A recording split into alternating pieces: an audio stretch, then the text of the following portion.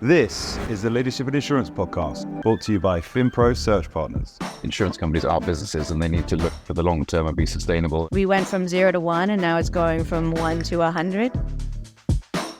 Insurance as a concept, as a kind of service, is brilliant.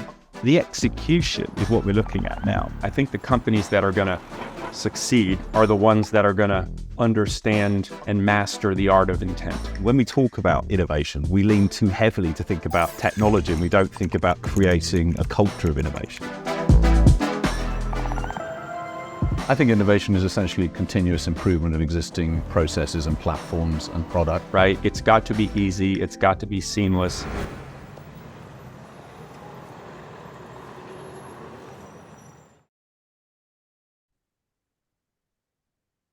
Hello and welcome to another episode of the Leadership and Insurance Emerging Tech Series podcast. I'm your host, Gavin Savage, and I'm very lucky today to be joined by Tom Clark. Tom, welcome. Hey, Gavin. Pleasure to be here. Thanks for having me. No, fantastic. Very much looking forward to this. And Tom, before we get into everything that we're going to discuss today, could you kindly kind of introduce yourself? Yeah, absolutely. So I'm Tom Clark, or TC, as pretty much everyone calls me at work and at home as well. So I'm the field CTO here at Hyperexponential. So I lead our field engineering and solutions architecture function. So I sit within our revenue function. Field engineering and solutions architecture are there to help our customers wire our product HX into their ecosystems. So data in, data out, APIs, all those kind of levels of integration. My team are the experts in that. So we typically work very closely with the IT teams at our prospects and our customers. On the sales side, we're really helping to get the IT technical win. As you can imagine, for some IT teams, the idea of putting some of their most critical data into a SaaS provider is a little bit scary. So we're there to make sure they're kind of comfortable and confident that we're the right place to be. And then when they become a customer, which they invariably do, we work their IT teams again to help it get wired in. And then personally, as field CTO, I own our relationships with IT executives. So think CIOs, CTOs, chief data officers, etc. I'm responsible for making sure they're all happy with the product as well. Nice. I mean, I definitely want to unpack that a little bit. I think it's the first time I've had a field CTO on. And yeah, probably just a bit more of a broader view on the hyper-exponential business, please, if you could. Yeah, absolutely. So Hyperexponential as a company kind of founded about 6 years ago by Michael and Amit, our two co-founders. And fundamentally, we're there to kind of revolutionize the kind of the world of pricing in insurance. As your listeners and viewers will probably know, at the heart of insurance is risk and probability. Is something going to happen or is something not going to happen?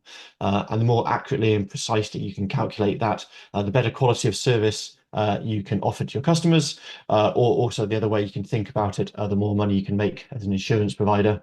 As you know, it's the actuaries who produce the data models, or the models that are used to kind of come up with that risk kind of calculation. And historically, the tools the actuaries had to build those models were things like Microsoft Excel. And you can imagine some of the drawbacks that kind of happened with that kind of approach. You had IP in terms of models walking out of the door. You had very kind of brittle spreadsheets that took a long time to build and a long time to kind of drive as an underwriter, and it's very difficult to integrate into systems. And so fundamentally at the core, Hyperexponential's product, HX allows actuaries to build models rapidly through a web-based kind of interface. And instead of forcing them to use Python, instead of forcing them to use, I'll start that bit again. So, because this is the main pitch. That's fine. So Hyperexponential kind of founded kind of 6 years ago by Michael and Amit, our two co-founders, and they are actuaries by trade, but computer scientists by education. And they were working kind of at an insurance provider. And as I'm sure your viewers and listeners know, at the heart of insurance is risk and probability. It's calculating will something happen or won't something happen. And the more accurately and precisely you can calculate that, the better quality of service you can offer to your customers. Or also the other way of thinking about it is you can make more money as an insurance provider. Historically, the actuaries who are building these models had tools like Microsoft Excel, and with all the kind of drawbacks that kind of entailed. So it's very easy to cut and paste that model and walk it out the door if you left the company. So there's lots of models floating around the industry that people kind of walked off with. It's very difficult to integrate extra data into your spreadsheet as well, because you just don't have those levels of integration into external services you may have. And they're also quite brittle. It'd be easy to make a change and suddenly forget to update a different cell, and suddenly your model is not producing the numbers that you would like. So fundamentally, at the heart of a Hyperexponential is our product, HX Renew. And instead of making kind of the actuaries build their models out in a tool like Microsoft Excel, we give them a web-based development environment where they can build those models in Python. So fundamentally, we're trying to mash up the world of software engineering with the old world of actuarial science. And gently by stealth, we're helping those actuaries kind of effectively become software developers kind of behind the scenes. So you get a kind of integrated software development environment with syntax highlighting all the benefits there. You get branching, you get merging, you get the rapid ability to release. So instead of waiting 6 months for a release to get out into the hands of your underwriters, it can be out there in minutes, but it's still wrapped in all the controls that your IT team would want to make sure you get multiple people approving it. And then on the other side of the equation, the underwriters who are driving the models, and instead of driving it through a kind of a more antiquated Excel-based kind of solution, they have a rich web-based interface where they can kind of click through, it's dynamically updating, everything's kind of up to the minute. And fundamentally, we're helping the actuaries make better models faster. So instead of months, we're getting it down to kind of weeks or even hours to build out some of these models. And on the underwriting side, the underwriters are making better decisions faster. So instead of taking kind of days to drive through one of these models, they're getting it down to hours or even minutes. So they're happier kind of across the board, and ultimately it leads to kind of a big improvement on the combined ratio of the insurers that are using the software. Love it. Thank you. There's a man that's done that pitch a good few times. um, yeah, it still blows my mind that probably up until 6 years ago, all of this stuff was being done on Excel. But yeah, fantastic. Thank you for that. Tom, before we again kind of unpack a lot of that a little bit later, I was kind of curious. You've got quite a colourful background going back as an engineer and now transitioned into this field CTO role. Like, how did you initially get into tech as a start, and what kind of motivated you to join the hyper exponential mission and be involved in the insurtech sector? Yeah, it's a lovely question, and I think it's almost a podcast in itself if you wanted to do the history of Tom Clark. But I'll give you the kind of quick version. Um, I've always loved technology. My grandfather was an electrical engineer, and some of my earliest memories were kind of sitting on his lap playing with electrical circuits, and that kind of led into just a love of everything technology. I was typing BASIC out from a book when I was 6 or 7 years old. It probably didn't work properly, but I remember that memory through to kind of basically being that kid at school that thought he knew more than the teachers did about computers. So I was always trying to kind of correct them, staying late after class just to play with the computers. Teaching myself Perl in the 90s because I just wanted to learn how to kind of program the internet as it was then. I was on the internet in 1996. Got a modem for Christmas that year, so it kind of shows quite how geeky I was. And then after kind of a kind of work experience with Jaguar cars when I was a kind of 14-year-old lad following their kind of tech support team around then, I ended up kind of going back there for a few years, which led into kind of the beginning of my career. So I didn't actually go to university. I kind of started at Jaguar full time at 17 years old and kind of did my kind of my tour of duty there before ending up at the BBC. So over to 2005, doing kind of Perl software and security audits, and also running the entire infrastructure that made the BBC. A few kind of startups in London after that, kind of great company called TrueTap, which effectively was WhatsApp before WhatsApp existed. But it was just before the 2008 financial crash. So unfortunately, we didn't get our next round of funding, but I'm still incredibly close friends with a lot of the people that I made there. And that's kind of where I got the first experience of startup life. And it's kind of one of the things that drew me to Hyperexponential in recent years. And then in the gap in between then, another stint at the BBC, helping to build the first version of iPlayer, doing some big data stuff over there.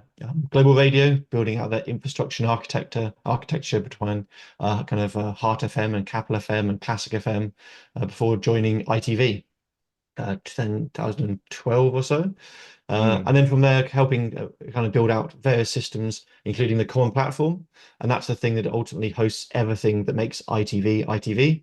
So whether it's the ITV hub, so kind of scaling for Love Island and the World Cup and things like that, the talent payment system that pays Ant and Dec and other members of kind of the stars there as well, and also things that drive the broadcast scheduling system. So basically everything that drives ITV kind of now runs on the common platform. But I've been ITV 8 years. I kind of reached what I was feeling was a kind of natural kind of time to move on and try something else. And ITV, brilliant company, FTSE 100 though, so it kind of has some of the Mm. drawbacks of being such a large company.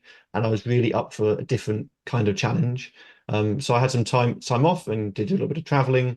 And after kind of a brief stint with Nationwide Business, I had a message on LinkedIn from Amit, our kind of co-founder, and he had just kind of started Hyperexponential about a year or two before. There were about, I think, so at that point, 6 employees, maybe seven. And I thought that it potentially wasn't the right company for me because I thought they would want a very, very hands-on CTO, and I was still kind of dangerous with code, but probably shouldn't be hands-on full time. He said, no, no, no, let's have a chat. Let's kind of Hmm. let me show you the vision for the company. And Amit's incredible. There's this thing called the Amit hurricane. When you kind of meet him, you just get caught up in it and you can't resist it. So we had a long kind of many month interview process to make sure we were the right fit for each other. Mm. And I joined as CTO in June 2020. But if you'd told me 6 months prior that I'd be joining an insurance technology company, having come from media and all these different worlds, I would not have believed you. But it's an absolutely kind of incredible space. It's fascinating. There's so much history. There's so much kind of exciting complexity around it. I absolutely love it. I'm still learning every single day.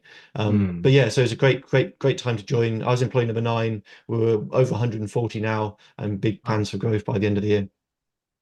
Amazing. That's why I wanted to ask you because it is such a shift for you personally being involved in with ITV and BBC, then all of a sudden to end up in insurance. But yeah, obviously the mission spoke to you and joining a company as you say, one of the first 6 employees to what now is 140. And I think everyone in the VC world has saw the massive raise that Hyper Exponential did. So yeah, just wanted to get some insight into that. The role, you've had just about every hat there is to wear in terms of the engineering stratosphere. That we kind of spoke about this in our prep call, that the shift from joining as CTO to then field CTO with Hyper Exponential. Like, what kind of prompted that shift? And would you mind, I guess, very briefly giving the differences between a traditional CTO and a field CTO, please?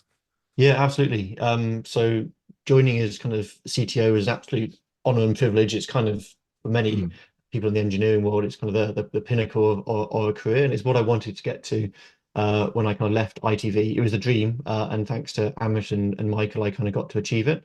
But helped build the kind of the initial engineering team out, helped us win some of our kind of initial kind of early contracts, building out API layers, etc. But it was an exceptionally kind of challenge or tough challenge. We're kind of getting through Series A, building out all those kind of things. And there was an opportunity effectively to kind of take a bit different shift. And so now I'm part of the revenue team as Mm. field CTO. And as in that role, I'm kind of responsible for, I suppose, almost like the public face of our technical function. So we have a VP of engineering who works very closely with our VP product, and they kind of sit and run the technology side, building out the platform.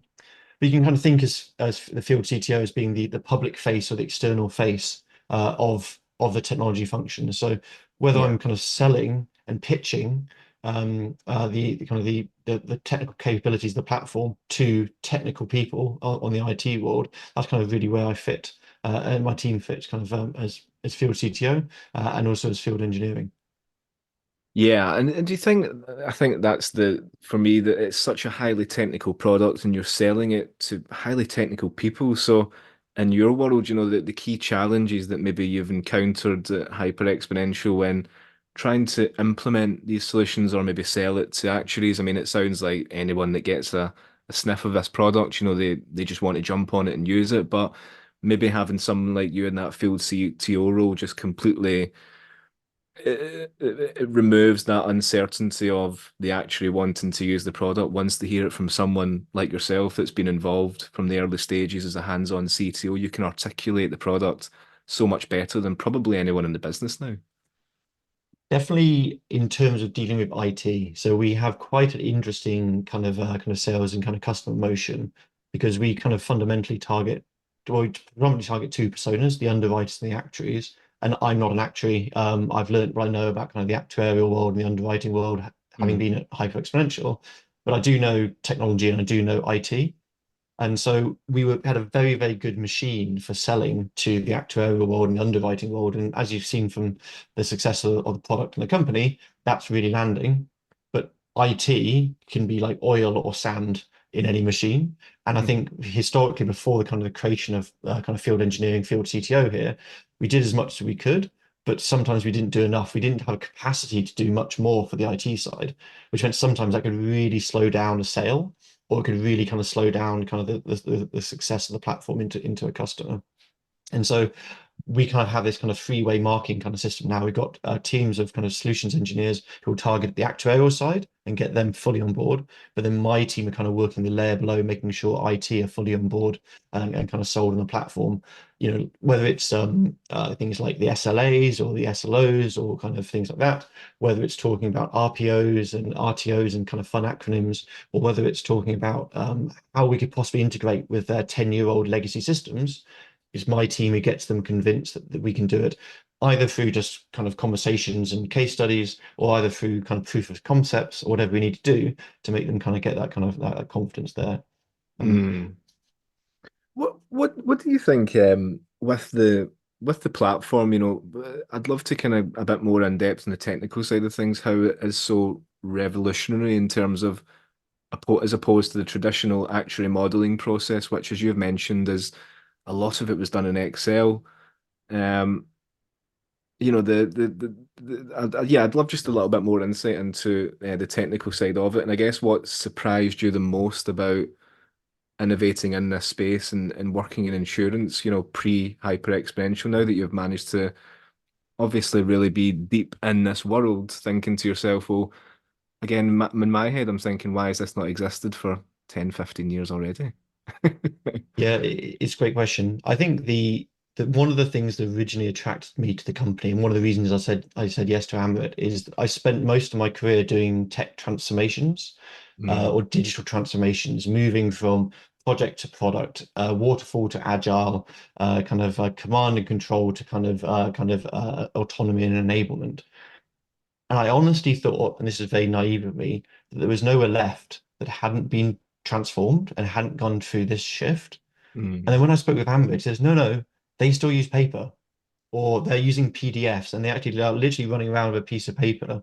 And the technology is there kind of, it is there, but it's not necessarily getting used as much as it could be. And it's going to be our product, as in Hyperexponential's product, that's going to help kind of drive the revolution through. And that's not to say there weren't other tools out there. You know, we do have kind of competitors, but they just didn't get the same kind of traction that we've got.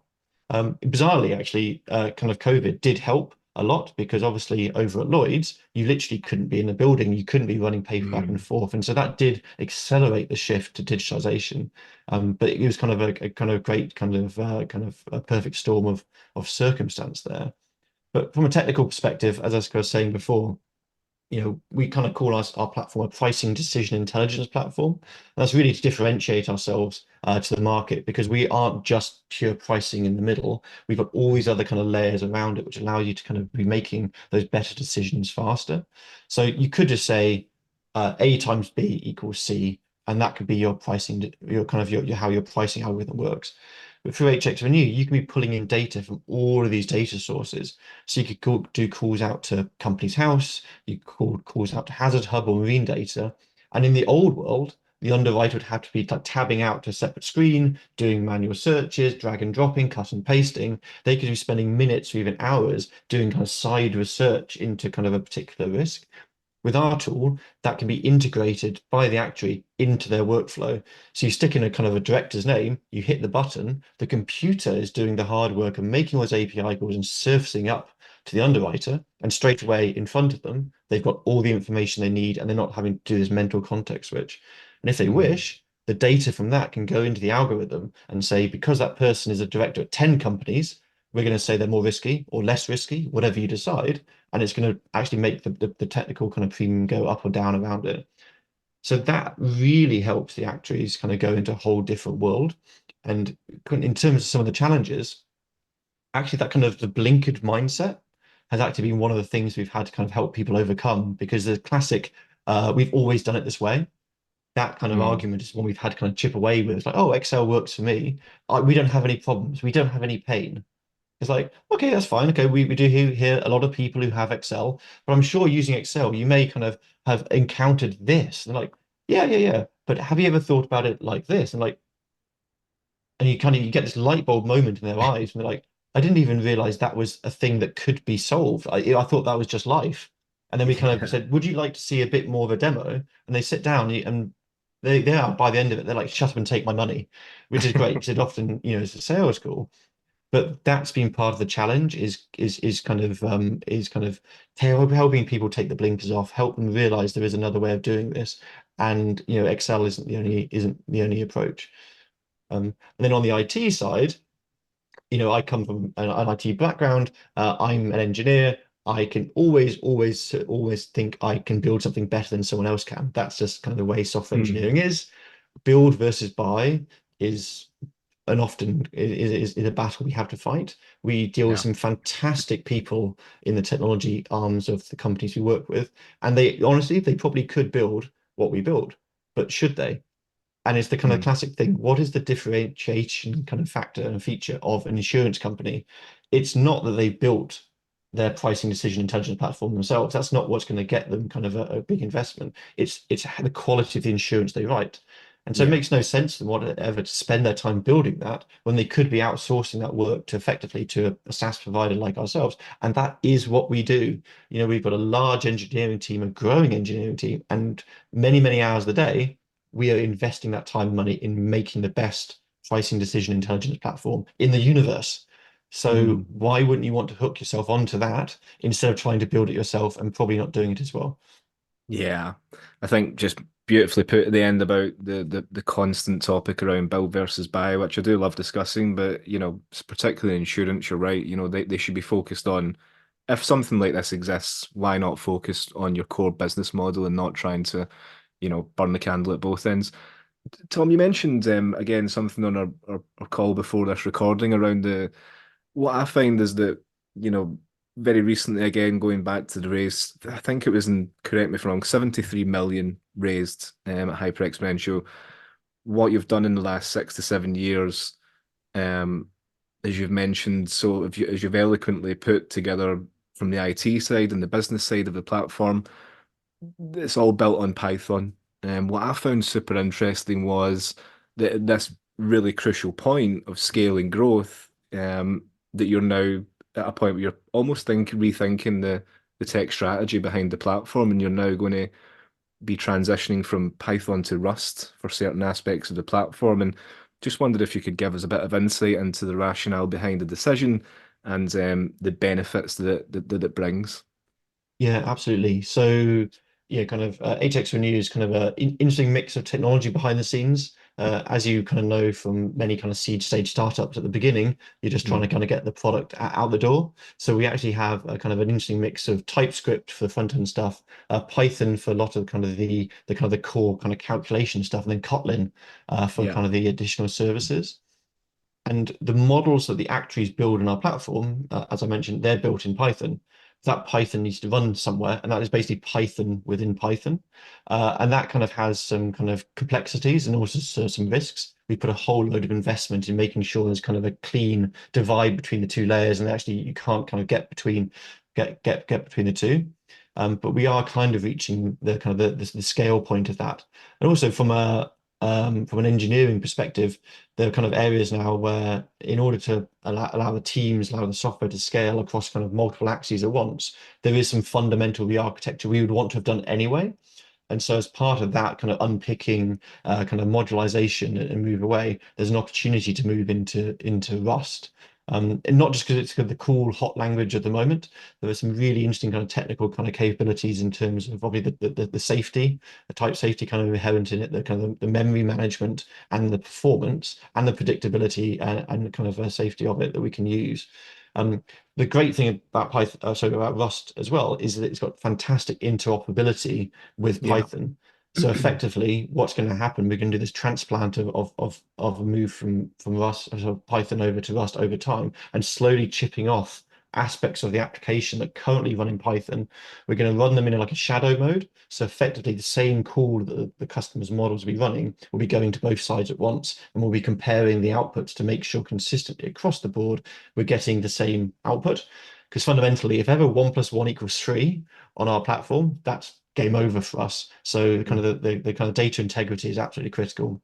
And once we're happy, we're starting with the least important bits of the stack. We're going to flip that across, and bit by bit, we're slowly going to kind of nibble away at the kind of the Python kind of a superstructure, and replace it with that mover over to Rust. And that means we're going to get a better tested code, more modularized code, easy to understand code, stuff that's really been through a kind of a proper design process. Whereas historically, right at the very beginning of the thing, we wanted to kind of get some fantastic engineers building things, and because they were fantastic, they built the right thing. But now we're putting that kind of engineering kind of a kind of structure and framework around it, so there's actually kind of certifiably the very best code that we can produce. Interesting. And is this a trend that you envision will happen industry wide and globally in terms of there's now limitations on Python, or is this just really specific to the model in the industry that Hyperexponential and to move to Rust? It's a great question. I think I spend a lot of time in sales now, so the answer "it depends" kind of comes out of my mouth quite regularly. I think it really does depend on the use Yeah. case. I think we have kind of upwards of 40 customers now. We kind of have got a large kind of platform to run, and also from a product development perspective, there are more and more features we want to be adding, either based on our strategy or based upon customer feedback.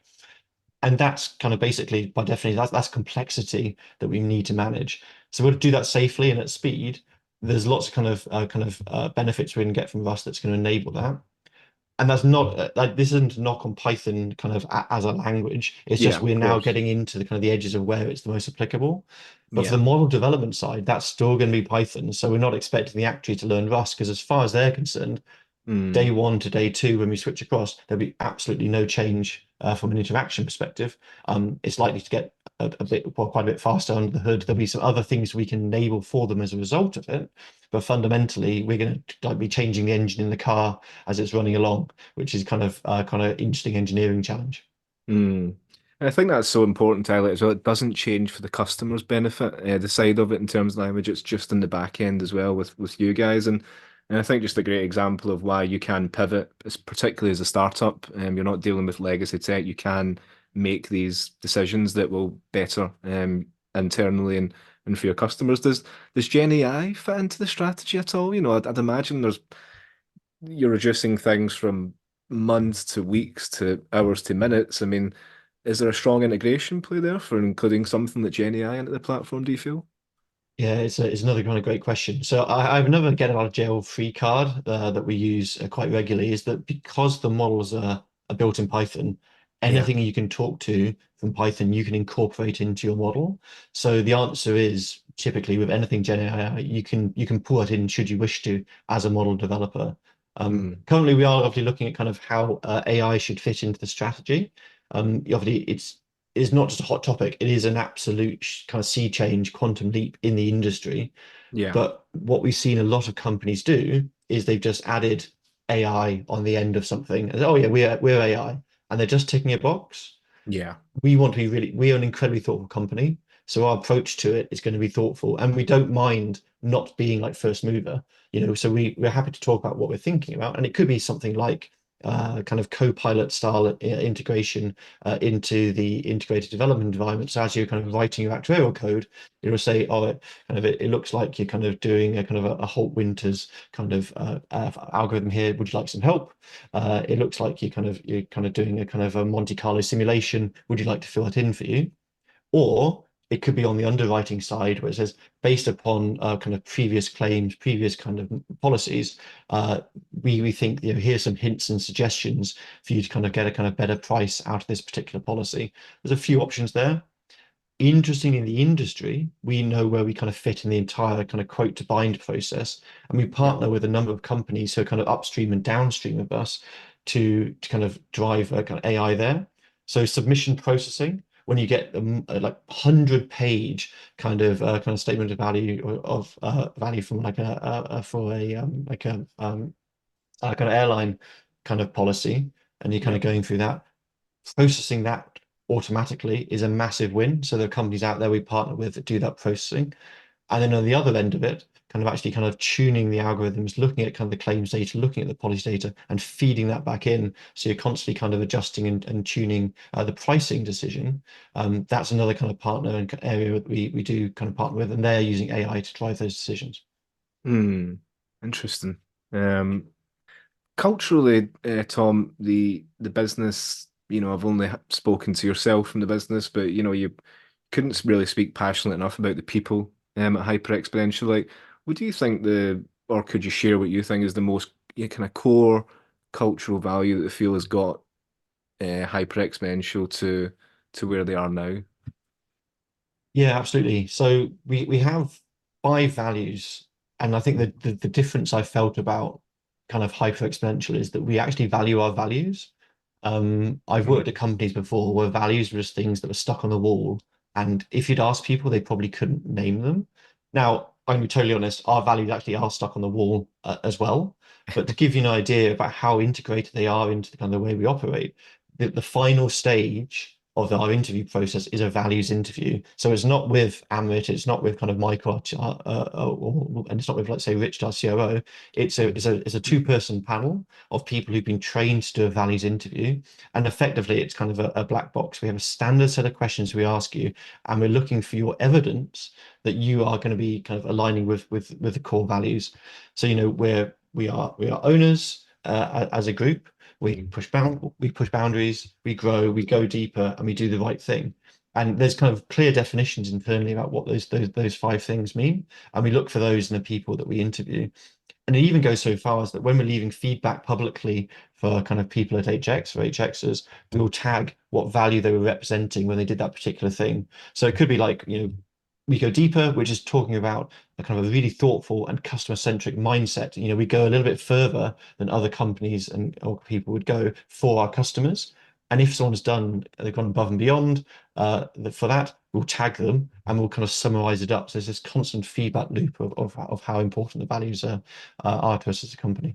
Now, Hmm. very, very fundamentally, I kind of boil that down to hiring people that are smart, that are kind, and then get stuff done. Yeah. Smart, to us is the ability to adapt to change. Like tech is constantly changing. You've got to be kind of what we call smart to kind of keep up. And then kind is quite a rare thing for a tech company to index on, but that is kind of wanting to kind of help each other out to kind of get to kind of a joint success. Now, we do make a clear distinction between kindness and niceness, because sometimes actually the nice thing isn't necessarily the kind thing. So giving some critical feedback, like, okay, how did that call go? Could it have gone better? Here's my observations. That might not feel nice, but ultimately it is the kind thing for that person in the company. So we do make a clear distinction there. And then getting Hmm. stuff done is key. We are an incredibly action-oriented company. The ability to execute is one of our superpowers, and doing things differently. And so getting stuff done is kind of another kind of manifestation of that. Yeah.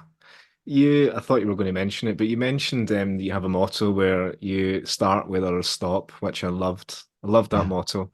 And given the scale of the company, do you think it's do you think as a company receives significant investment like HX has, do you feel like that can impact that type of motto? Is there's maybe a bit more pressure, those values that you center on kind, as you say, being one of them, quite difficult to index on as you receive such a huge injection of cash? Do you think it's companies can be at risk of potentially losing those core mottos is because it's that pressure of maybe we need more people in, we need to grow, you're thinking about expanding to the US. Yeah. It's a great question. I think generally it's a very, very good kind of concern to have, or very valid concern to have. I think Mm, if you look back kind of pre-COVID and you look at the zero interest kind of companies, you look at companies that were hyperscaling and they were just hiring at all costs, and yeah, people were kind of coming in the door. I've spoken to lots of kind of friends and colleagues and peers in the industry. You know, if they just about tick the technical box, get the bum in the seat. And they didn't yeah, really care about kind of values alignment, whether they're going to add to the culture or detract from the culture. From the very start, we've indexed on those kind of qualities. Even when we were seed stage, our hiring bar has always been high, and we've never lowered it. We've had conversations like, do we want to lower our standard? And we've always said no. And that's actually become this amazing superpower for us as a company, because everyone you work with across any team are brilliant. So I've worked at companies when you've had to explain that fire is hot, water is wet, and down is that way. And you go into a meeting like, why am I having to explain like first principles? You never have that conversation here at Hyperexponential. You go into a room, people are on it, people are prepped, people are ready to go. You go for the meeting if you're going to have it, and it's done. And I yeah, think that's kind of a really kind of a key thing. The hyperscaling era, when you just had like the quality of the people getting in, that was a concern. And that's when you lose the sight of the values, because no one actually cares about them, because no one was hired with them in mind. No one was tested on them when they kind of came in. And so, of course, you ended up with this massive fractured organization when no one really had any alignment apart from the tiny little bit they were hired to do. And that's something we've cared about from the very start. And I can't imagine that ever shifting. Even with the move to the US, the people who are going to be hiring over there, they'll be hired in exactly the same kind of image. We've always prided ourselves on doing things a little bit differently, and I think that's one element of it. And it's actually something the investors, Andreessen Horowitz and Battery said about us. They said, we've never seen a company that has such top to bottom, left to right alignment across the board about whether it's the vision, whether it's the mission, about how we operate. That mm, is why it's such a special place to work. Um, yeah. um, yeah, It's the things that you described pre-COVID, as a recruitment consultant within engineering and product. I still see a little bit of the hangover from it when it comes to specifically recruiting engineers, because the way that pre-COVID, as you say, it was get bums on seats. Can they pass this technical test, and can we just get them in? And that worked for then, but now that same process is still here today, and a lot of the searches that I do, and it's in the two values based interviews that you mentioned there, I think is just a much more humanized me, particularly when we talk about engineering recruitment.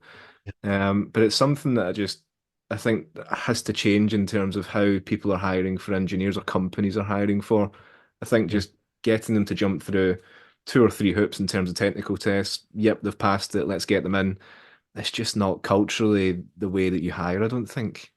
yeah. I think it's a really good point. So Matt Doe, who's our kind of a head of talent, he and I were both very, very early employees, and we had this.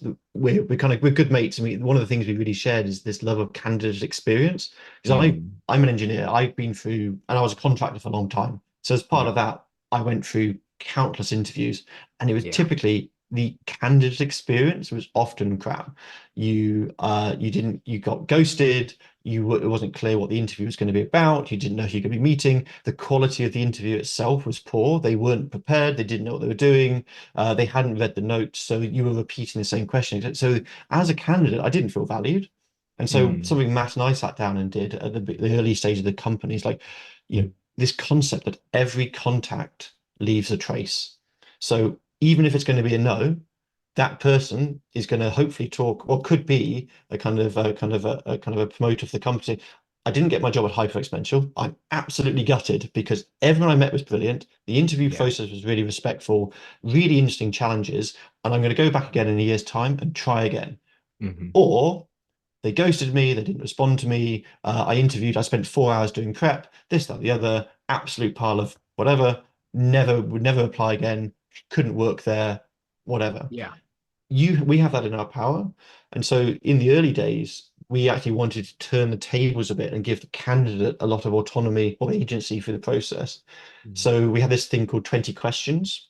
where we'd send them a set of 20 questions that we had prepared, but they could choose the 5 they wanted to answer. So we wanted to know more about them, but you choose the 5 you want. What are the ones? Do you want the funny ones? Do you want the technical ones? Do you want the very technical ones? Do you want the team-centric, the human-centric ones? Up to you. You choose 5 and you answer them to us in advance. So that was one Love that. example. And the other was kind of a choose your own adventure interview style, because some people love a whiteboard interview, some people Yeah. hate it. Some Yeah. people love a take-home test, some people hate it. Some people like bi-directional code reviews, some people hate it. And so we actually gave them a choice of which technical assessment is going to allow you as a candidate to kind of demonstrate yourself in your best light.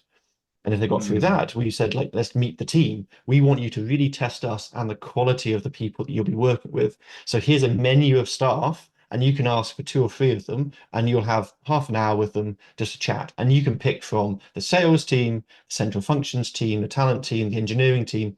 You pick 3. It's a relatively casual interview. It's a coffee, it's a chat, but you can pick Mhm. anyone because we have that much confidence and faith in the consistency of these. And it's up to you, whoever you want to pick. And that went down really well because people said, like, yeah, I met these people from, I know I wouldn't work with this person from sales. I know I wouldn't work with this person from accounting, but they were all exactly like you told me they're going to be. I have total faith in the process as a result of it. So that's why candidate experience is so important to us. We've now Yeah. taken that further with this kind of thing called a trust framework, which I think is something quite kind of popular in the industry now, which Lucy Shapura, kind of one of our talent leads, has put in place, talking about net promoter score, running surveys after the candidate's kind of gone through the process. Like, would you recommend this process to a friend? And then asking how we could have done better and constantly improving, because that constant learning is a key part of how we operate here, kind of constantly challenging ourselves, correcting ourselves, trying to be ever better. I've never heard of any company that I've worked with over many years now that have ran a process like that. I love it. Okay, good to know. Yeah, no, excellent. And I think just great insight for, founders that are beginning in the early stages and looking to build out an engineering team that are non-technical, and how do we hire for these people? And I think that, yeah, is a fantastic insight. Tom, I'm conscious of our time, and I just wanted to finish on a final question. Well, as the field CTO of Hyperexponential, what are you most excited about for the year ahead? Yeah, it's going to be an epic year. I think the thing I've kind of realized, I've been at Hyperexponential for coming up to 4 years now. It's like 4 different companies. We're Hmm. basically doubling every year, and that's very thoughtful, mindful kind of doubling of kind of what we're doing. And that means every year I start the year by saying it's going to be an epic year, and it absolutely will be. So we're going to the US. That's a massive move for any company. And we're Yeah. really conscious and mindful that although the language is the same, like it is a different country. I mean, we've been advised that treat it like you're going to Japan, but they just happen to speak English. Don't think that any of your existing sales motions, etc., go to market will work. And so we put a huge amount of effort in how that goes.